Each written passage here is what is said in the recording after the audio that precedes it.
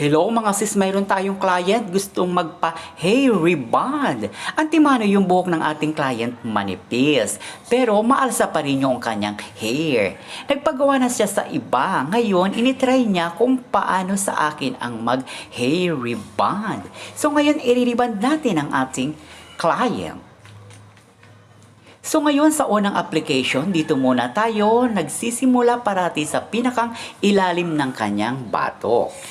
At sa pag-application natin, kailangan section by section at hindi pwede na makapal ang pagkakakuha natin doon sa bawat hibla ng kanyang hair. At hindi rin pwede na hindi natin isa-section dahil hindi magpapantay-pantay ang result ng kanyang hair rebond. After nga nito mga sis, na malagyan natin ng first number 1, ibababad natin ng 25 hanggang 30 minutes. At habang ito'y nakababad, ito naman ay ating titingnan kung umepekto yung pinakang rebond na number 1 na ini-apply natin doon sa ating client. So pagkatapos nga nito, binalawan at walang shampoo at walang conditioner, i-blower natin ito.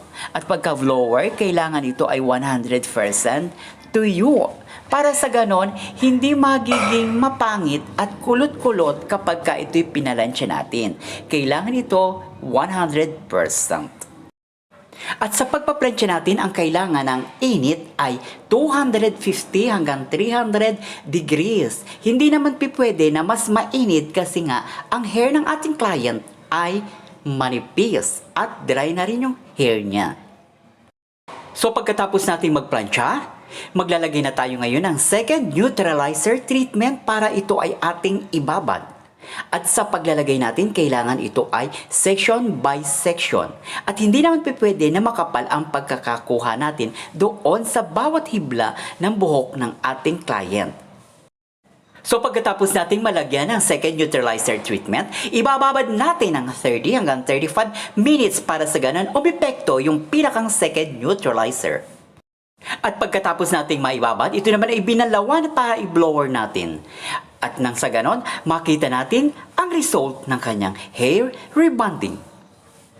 So ngayon, heto ngayon ang result ng kanyang hair rebonding.